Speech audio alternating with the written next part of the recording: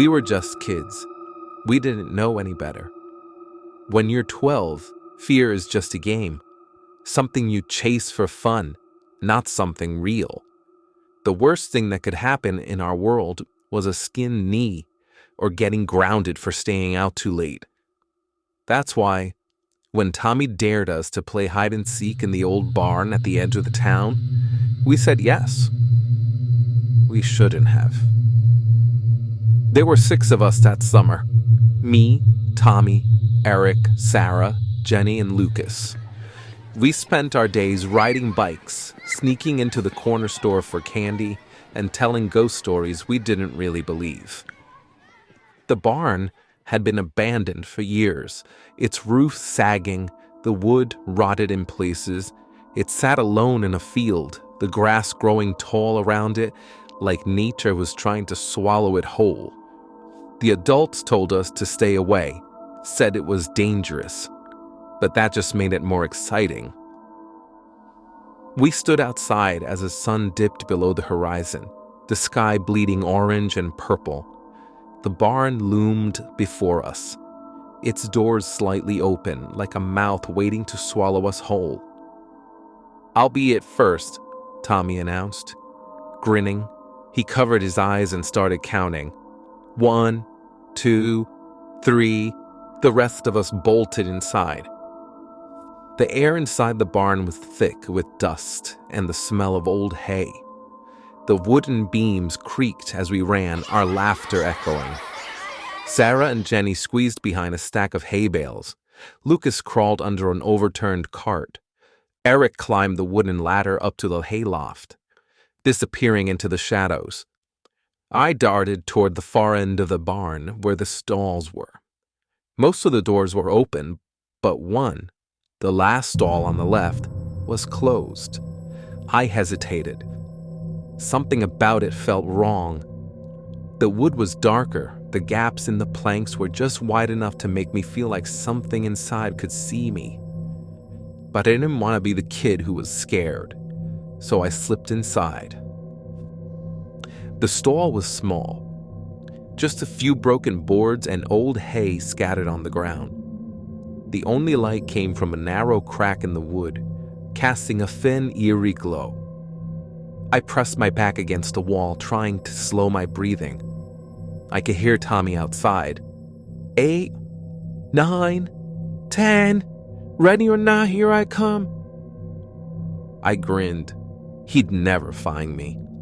Then, in the quiet of the stall, I heard breathing.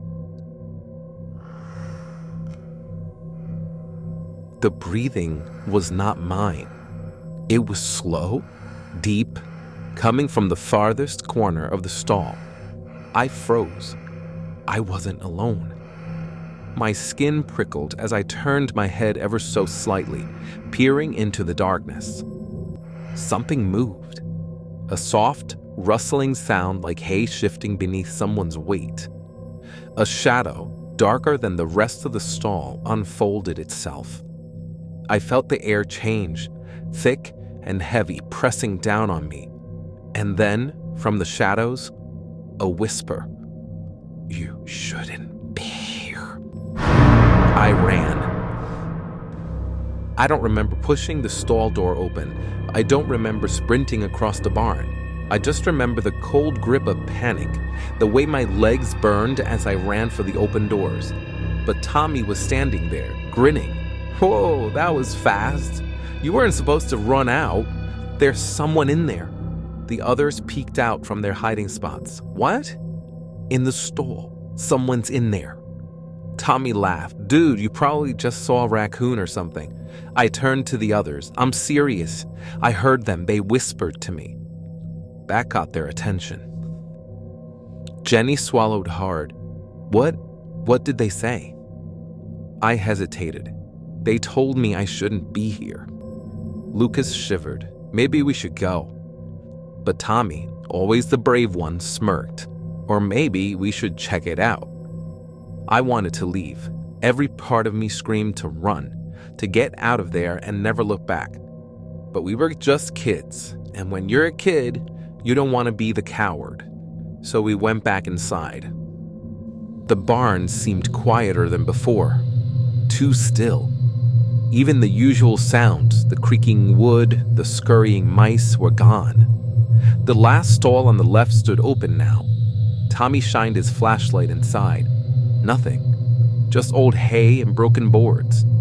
"I told you," he said, turning back to me. "It was your imagination." I opened my mouth to argue when Eric screamed. We turned just in time to see him fall from the hayloft. He hit the ground hard, gasping, his eyes wild with terror. We ran to him. "Eric, what happened?" He pointed, his hand shaking. I saw it." His voice was barely a whisper. "Saw what?" He swallowed. "There's something in the hayloft." We didn't wait to find out what. We grabbed Eric and ran. We didn't stop until we were out of the barn, breathless, the cool night air burning our lungs. We looked back. For a long moment, nothing happened. Then, just as we started to relax, we saw it. A figure stood in the hayloft, peering down at us through the broken slats. Tall, motionless, watching. We bolted. We never played near that barn again. Eric refused to talk about what he saw. But sometimes, late at night, when I lay awake in my bed, I remember that whisper in the dark. And I know, deep down, we weren't alone in that barn.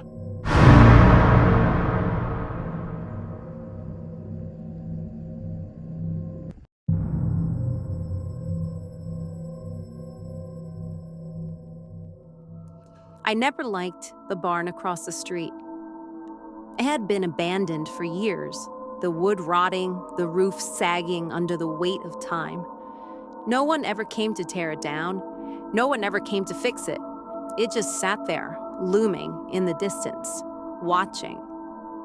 When I bought my house, I told myself it was just an old structure, nothing to worry about. But I couldn't shake the feeling that something wasn't right about it. And then, a few weeks ago, things started happening.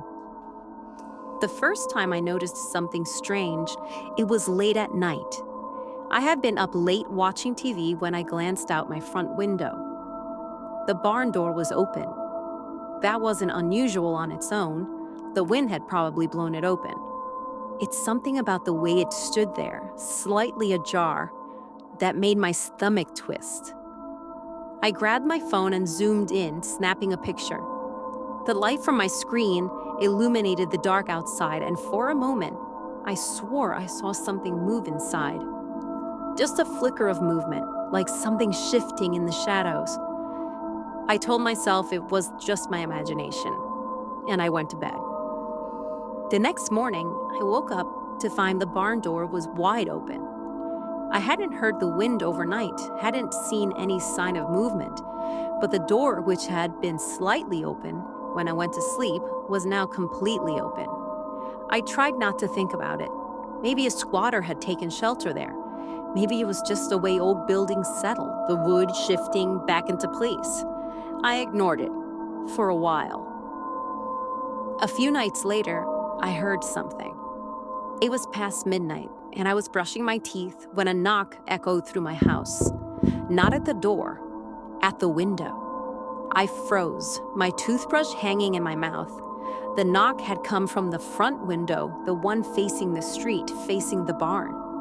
I turned off the bathroom light, heart pounding, and crept to the living room. I peered outside. There was a light illuminating one of the windows of the barn. I waited, barely breathing. Then I saw it, a figure standing just inside the barn, not moving, not coming closer, just watching. I grabbed my phone and dialed 911. The operator answered, calm and professional. I told her there was someone in the barn, that I was alone, and that I was scared. She asked if I could see any weapons, if the person seemed aggressive. I blinked. The figure was gone. The barn was empty again. I hesitated. I think they left. Do you still want an officer to come by? I wasn't sure what to say. It felt stupid, like I had imagined the whole thing. No, I mumbled, it's fine. I hung up, locking every door in the house before going to bed. That was my mistake. I should have let the cops come. I should have left. Because the next night, I woke up to the sound of footsteps inside my house. At first, I thought I was dreaming. Then I heard the floorboards creak. Someone was in my living room. I reached for my phone, heart pounding, and slowly sat up in bed. The sound stopped. I strained to listen, holding my breath. Silence. Then, in the darkness, a whisper. "You saw me." The voice was right outside my bedroom door. I barely swallowed a scream. Scrambling out of bed, my fingers fumbled to unlock my phone, my body trembling as I called 911 again. The operator answered, but I didn't even let her speak. "Someone's in my house," I whispered, barely able to get the words out. "They're right outside my bedroom door." She kept me on the line as I moved toward the door. I went to the window. The street light outside flickered, casting long shadows across the pavement. I looked at the barn. The door was wide open and the light was on again. The operator told me to stay put, that officers were on their way. I heard the footsteps retreating, slow and deliberate. The sound of my front door unlocking. I gripped my phone, my pulse racing, and held my breath. The door creaked open.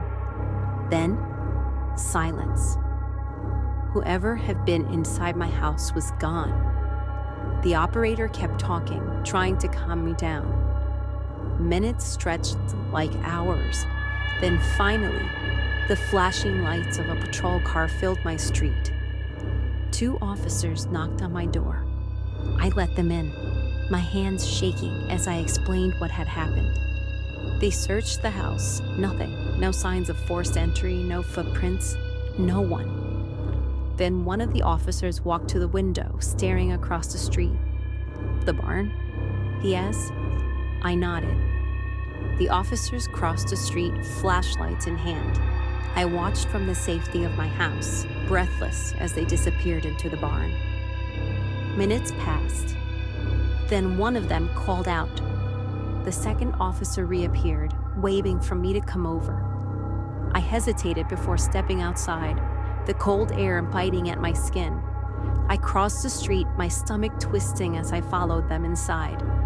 One of the officers was standing near the back wall, his flashlight trained on something half buried beneath old hay. At first, I didn't understand what I was looking at. Then my brain caught up. A sleeping bag, a pile of empty food wrappers, a knife. Someone had been living here, watching me. I took a step back, my skin crawling. The officers exchanged a look. "Looks like someone's been squatting here for a while," one of them muttered. "Could explain the noises you've been hearing." I felt sick. I thought back to the whispers, the footsteps, the knocks on my door. That wasn't the worst part. The worst part was what they found scratched into the barn wall. A message written in long, jagged letters. "You saw me." My stomach churned. One of the officers placed a hand on my shoulder. "We'll keep an eye on the area. See if we can catch whoever it is," he said. "But you might want to stay somewhere else for a while." I nodded numbly, unable to tear my eyes away from the message. I didn't go back to my house that night. I didn't go back the next night either. Because deep down, I knew whoever had been watching me wasn't done yet. And if they could get inside once, they could get inside again. I did some research on the barn across the street. It used to be an extension of the house I bought before it was subdivided. The owners had a son that was mentally unstable. He had gone missing from a hospital and had not been found. This occurred 10 years ago.